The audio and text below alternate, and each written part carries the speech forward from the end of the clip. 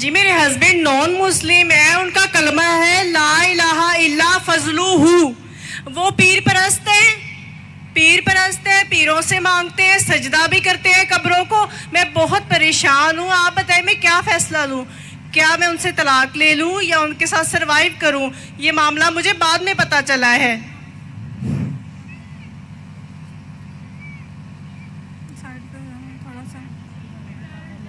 بہن نے کہا کہ ان کے جو شوہر ہے وہ پیر پرست ہے، انہیں بعد میں معلوم پڑا، تو میں کیا کروں؟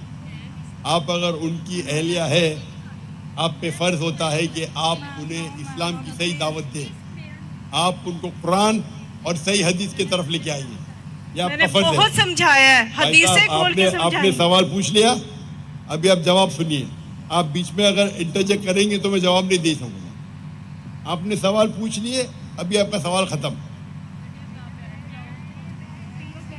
آپ کا فرض ہے کہ آپ ان کو دعوت دیں، اور دعوت دینے کے بعد اگر وہ نہیں مانے تو آپ ان کو الٹیمیٹم دے سکتے کہ آپ اگر شرک کر رہے ہیں تو شرک جو ہے، آپ نے کہا میرے شوہر شرک کرتے، اگر آپ کو یقین ہے کہ شرک کرتے تو شرک کرنا سب سے بڑا گناہ ہے، تو آپ ان کو الٹیمیٹم دے سکتے کہ دیکھو آپ اگر شرک کو نہیں چھوڑیں گے تو میں آپ سے کھلا لوں گی، یا میں جاؤں گی قاضی کے پاس اور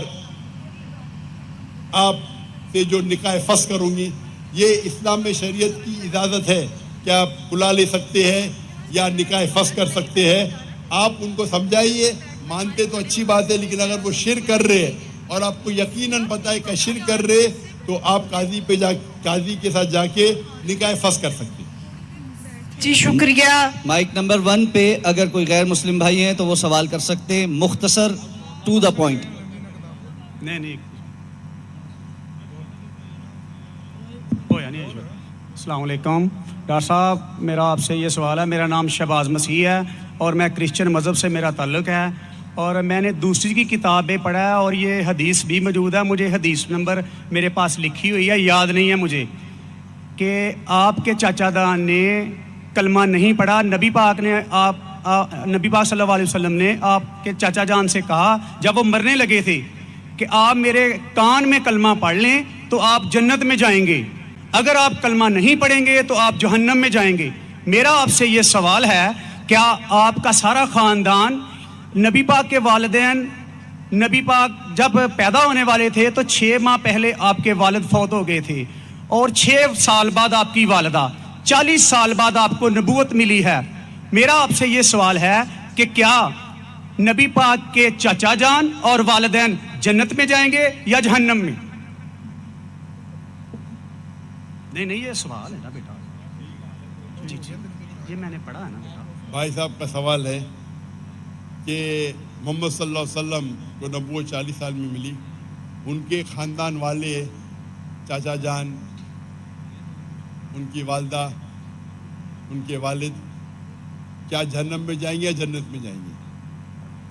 جو تحقیق کرنے کے بعد ہمیں پتہ لگتا ہے، ان کے خاندان والے کوئی بھی ہو، چاہے والد ہو، والدہ ہو، چاچا ہو، چاچی ہو، بہن ہو، بھائی ہو، اگر توحید پہ ہے اور شرک نہیں کرتے تو انشاءاللہ وہ جنت میں جائیں گے. اللہ کے رسول کے آنے کے پہلے، اللہ کے رسول نبوت اعلان کرنے کے پہلے، اگر کوئی شخص اللہ پہ یقین رکھتا ہے، ایک اللہ کی عبادت کرتا ہے اور شرک نہیں کرتا ہے، اس ٹائم اللہ کے رسول نے نبوت کا دعویٰ نہیں کیا تھا، تو نبوت ضروری نہیں تھی کہ محمد صلی اللہ علیہ وسلم پہ ماننا جنت میں جانے کے لیے. اس وقت آپ کو ماننا چاہیے کہ اللہ ایک ہے، اللہ کے ساتھ کسی کو شریک نہیں کرنا چاہیے.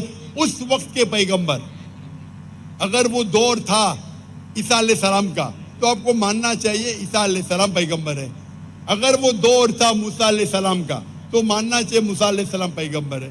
اگر کوئی دوسرا دور تھا، لیکن لازم ہے کہ آپ کو ماننا چاہیے کہ اللہ ایک ہے اور اس کے ساتھ کسی اور کو شریک نہیں کرنا چاہیے. تو آپ کس کی بھی تحقیق کرو، والد، والدہ، بھائی، بہن، جو بھی ہے، آپ نے جو ذکر کیا تو اگر ان کے رشتہ دار چاہے والد ہو یا والدہ, چاہے بھائی ہو یا بہن, چاہے چاچا ہو چاچی, کوئی بھی ہو, اگر شرک کرتے ہیں, ایک اللہ کی عبادت نہیں کرتے, تو وہ جنت میں نہیں جائیں گے, جہنم میں جائیں گے. آپ نے جو کہا, ایک حدیث کا ذکر کیا, آپ کو حوالہ نہیں پتا تھا کیا ان کے چچا, اور صحیح فرماتے, ان کے چچا ابو طالب, انہوں نے اللہ کے رسول کو پروٹیکٹ کیا, ان کو محفوظ رکھا دشمنوں سے, کیونکہ وہ اپنے قبیلے کے تھے. لیکن وہ یہ نہیں مانتے تھے کہ اللہ ہی کے اور اللہ کے رسول محمد صلی اللہ علیہ وسلم کے پیغمبر ہیں, لیکن اپنے جان سے بڑھ کر ان کی حفاظت کی. اسی لیے اللہ کے رسول چاہتے تھے کہ ان کے چچا اسلام قبول کرے, لیکن انہوں نے قبول نہیں کیا. آپ کا کہنا ہے کیا وہ جنت میں جائیں گے؟ نہیں, کیونکہ انہوں نے اسلام نہیں قبول کیا. اللہ کے رسول نے اپنے رسالت کا اعلان کر چکے تھے, وہ ان کی حفاظت کیے, ان کی مدد کی, اپنے جان سے بڑھ کر کی. لیکن کیونکہ انہوں نے ایک اللہ اور اللہ کے رسول کو یہ نہیں مانا کہ وہ اللہ کے رسول تھے, اسی لیے وہ جنت میں نہیں جائیں گے. مفسرین یہ کہتے ہیں, محدث یہ کہتے ہیں کہ ان کو سب سے کم دوزخ میں سب سے کم سزا ملے گی. یہ ان کی تشریح ہے.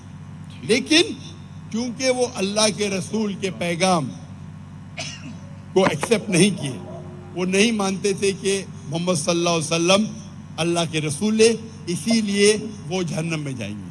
تو رشتہ دار ہونے کی وجہ سے کوئی اللہ کے رسول کے یا کوئی اچھے انسان کے آپ کو جنت نہیں ملیں گی.